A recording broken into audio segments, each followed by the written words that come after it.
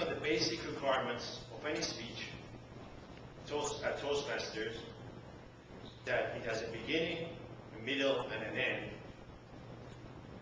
Arun realized that this simple pattern is one of the most fundamental patterns present in this universe. He believes that if we look at this pattern of beginning, middle, and end a little differently, there are some very important lessons to be learned. Toastmaster Arun Mehta.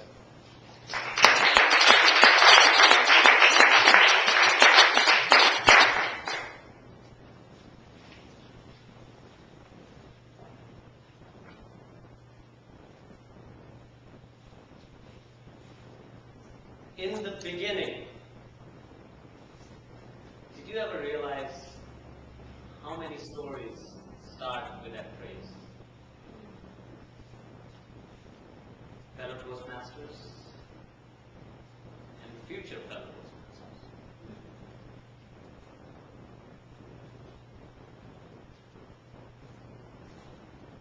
The most basic requirement of any speech at Toastmasters is that it has a clear beginning, middle, and an end.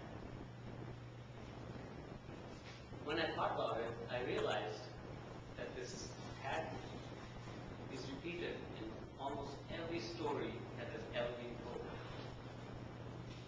Not only every story, but everything that I know of has a clear beginning, middle, and an end. Let me give you a few examples. Just like my speech, this meeting tonight started at some point. It is going on right now, and it will have a clear end. This day started when the sun came up, and it's going to end when the sun goes down.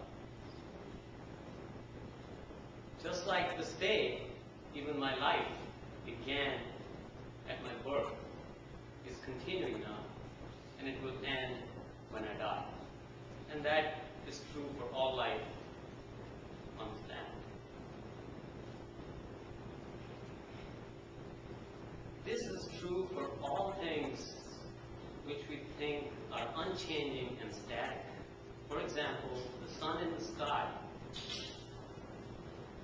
I have known the sun to be what it is forever, and it will probably going to be like that for the rest of my life, for the rest of all our lives.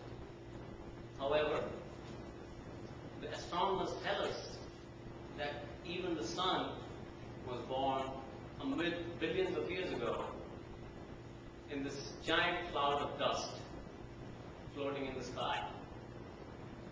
And it has a lifespan of many billions of years, at the end of which it is going to die in an explosion and send out all its matter out back into space. So it seems that this pattern of beginning, middle, and end is repeated in all things in this universe.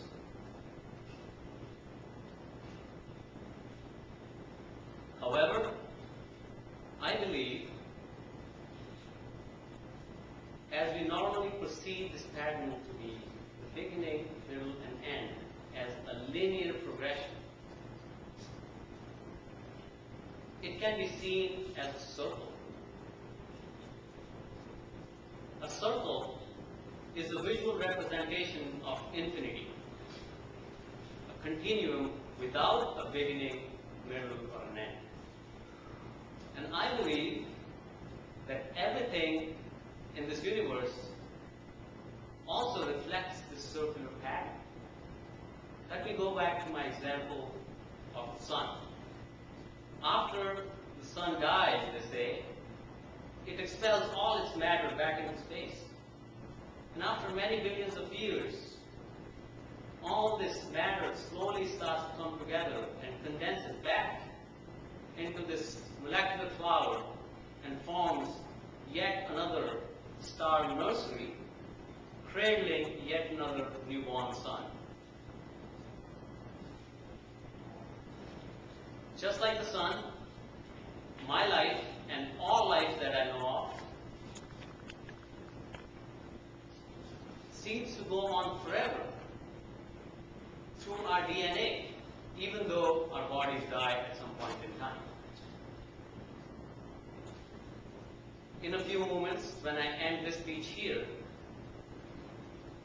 next speaker is going to come up here and give yet another speech in this procession of endless speeches which have been given from this lecture and which are going to be given in the future.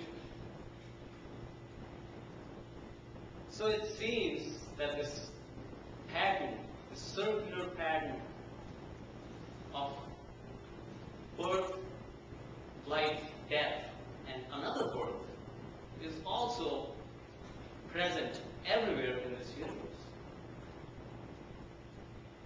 So what's the point?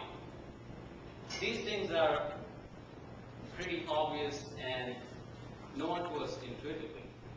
We don't think about it.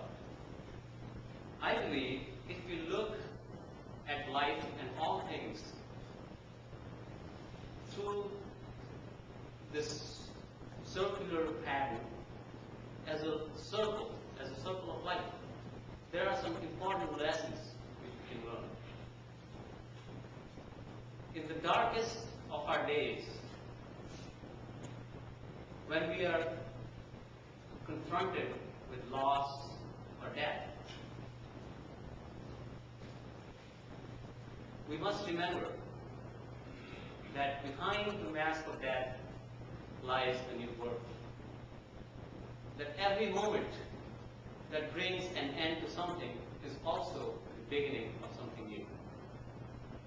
And on the brightest of our days, we must remember that all moments are pregnant with possibilities to create something new over and over, endlessly, in this infinite circle